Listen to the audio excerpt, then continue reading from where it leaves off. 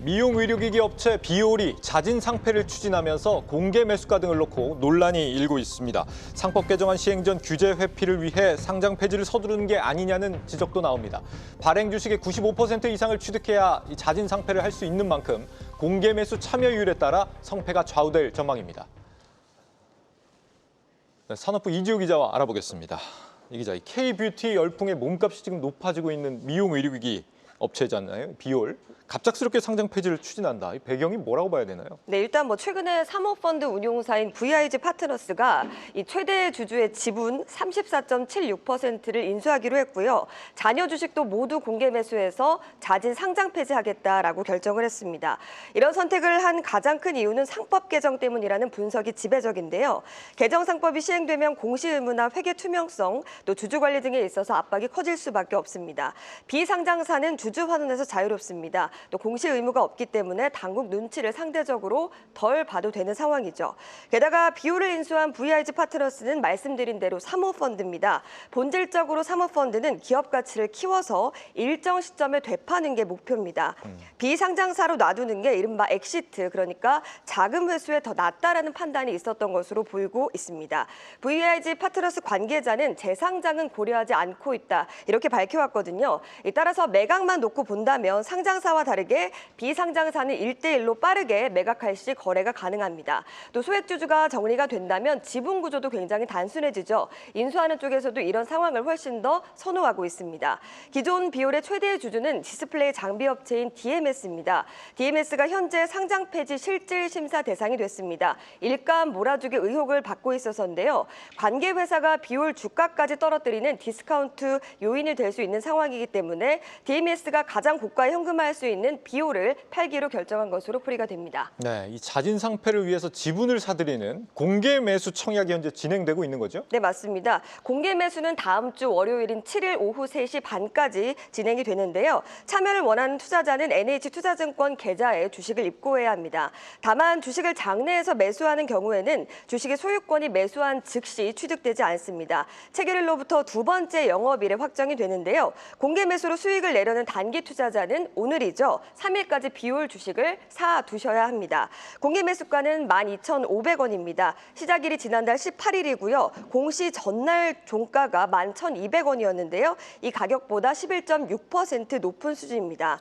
다만 현재 비올 주가가 12,400원대에 형성이 돼 있는 상황입니다. 기존 주주 입장에서는 무난한 엑시트 기회라고 볼 수가 있겠지만 새로운 투자자가 진입하기에는 차익이 크지 않다라는 게 전문가의 분석입니다. 50원 나왔네요. 네, 맞습니다. 네. 3월 현재 비올은 최대 주주인 DMS를 포함한 특수관계인 지분이 36.6% 수준이고요. 나머지 기타 주주, 특히 소액주주 비율은 58.45% 수준입니다. 네, 공개 매수 가격 때문에 지금 소액주주들 반발이 크다 그러는데 너무 낮게 책정됐다 이건가요? 네, 맞습니다. 사실 최근에 비올 소액주주가 VIG 파트너스의 이 주주 서한을 발송한 것으로 알려지고 있는데요. 네. 공개 매수 가격을 기존 12,500원에서 28,000원까지 올려달라, 이런 주장입니다.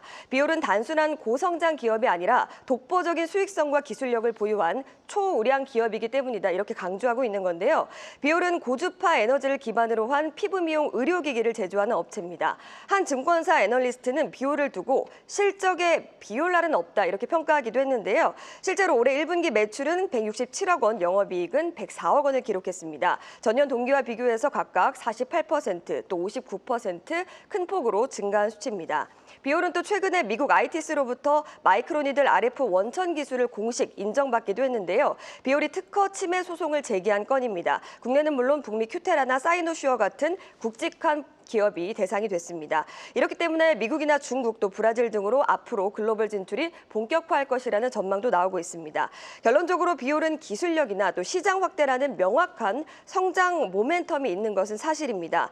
겉으로 봤을 때 비올의 공개 매수가 문제될 것은 없습니다. 다만 성장성이 고려되지 않았다는 지적인데요. 동종업계의 유사한 사례를 봐도 그렇습니다. 공시 전날 종가와 비교해서 비올 공개 매수가는 11.6%의 프리미엄이 붙었습니다. 그러나 스템 임플란트, 또 루트로닉 등은 각각 16.9%, 또 15.4%가 제시했기 때문에 상대적으로 비올 공개 매수가가 조금 낮게 책정됐다, 이런 지적이 나오고 있는 상황입니다. 그러면 혹시 이번 자진 상패가 실패할 가능성도 있습니까? 네, 맞습니다. 상장 폐지를 신청하려면 앞서 앵커께서 말씀해 주신 대로 자사주를 제외하고 발행 주식의 95% 이상을 취득해야 상장 폐지가 가능한데요. 네. 공개 매수 참여율이 낮아서 이 지분 확보에 실패한다면 상장 폐지 실패할 수도 있습니다. 이렇게 됐을 때 또 다른 시나리오도 있습니다. VIG 파트너스가 공개 매수 기간을 연장을 하거나 또 가격을 소액주주가 원하는 대로 조금 더 높여주는 방법인데요.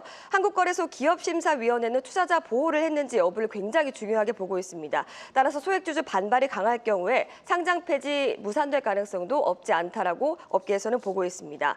그간의 사례를 봐도요, 성공한 경우는 대부분 합리적인 프리미엄을 제시했습니다. 반면에 텔코웨어, 한솔 PNS, 신성통상 등 실패한 경우는 대부분 공개 매수가가 낮은 게 걸림돌이 됐는데요.